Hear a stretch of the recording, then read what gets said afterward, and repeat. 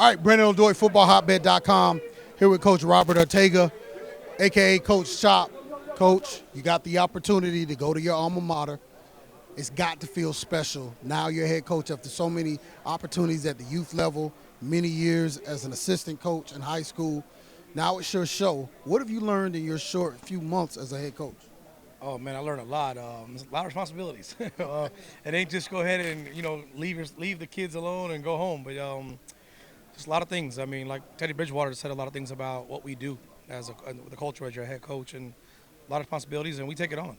We love what we do, but lose sleep behind making sure a kid gets some food in his mouth, making sure a kid's okay at home, and it's a lot of responsibilities. And then you got to worry about the grades, test scores, make sure they're getting ready to go to college, or the colleges are seeing them and they're doing their job to be ready to go for the next level.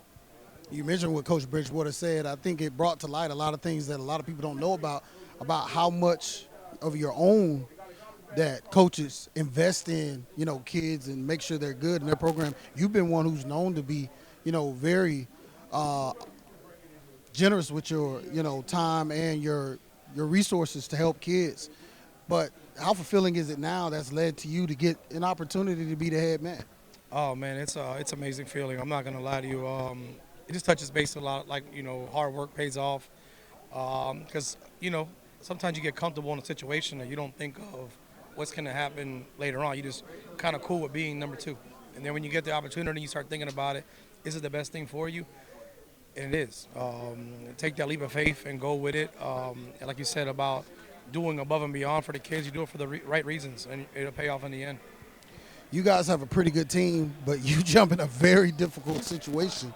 You have St. Thomas at the end of that rainbow, but looking ahead to that, I mean, Chaminade pretty close to the gate. Your first three games are challenging. Why did you want to schedule that way, and what do you want to get ready for? Because after that, you kind of have some breathing room. Yeah, I will tell you.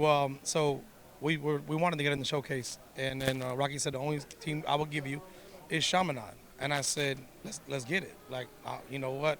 They're the best. They're the best in Florida. They're the best, arguably in the nation. So why not play the best in the backyard? I feel like I got kids that compete at a high level. I'm not scared of that. We're not scared of the brand. We're trying to go beat the brand. To be the best, you got to go beat the best. The Battle of Hollywood, McArthur and Chaminade.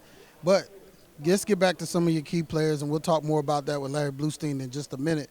You got some weapons, some top guys, but what about the relationships you have personally with these kids that make them want to come to a place with almost no recent tradition as far as, what has been done? I mean, we know old school McArthur was real deal. McFadden and those others who have been, big-time players coming out of there. But you have to restore Hollywood, you know what I mean? And how did those relationships help you for kids to come over and say, hey, man, I believe in Coach Chop? It's funny because, growing up, like you said, McArthur was good. And then you see how bad they have been in the past. Like life's about relationships. And you guys know I coach youth football as well. So it's bigger than football. Some of them had left and went to different schools thinking that was a better opportunity. And now that I'm at the helm, I'm not selling my old coach to them. A lot of parents are like, Coach, we're going to trust you with our kid. They're going to trust you with our kid. And the kids trust me because even though they didn't play for me, they still came to the house, had hung out. Like, nothing changed. I'm not one of them guys that if a kid don't play for me, I don't talk to them no more. I still communicate. You okay? I heard he gets hurt. You all right? What's going on? Life's bigger than football. You know what I mean? But I always tell parents, life is bigger than football. So what relationship does your coach have with your kid outside of football?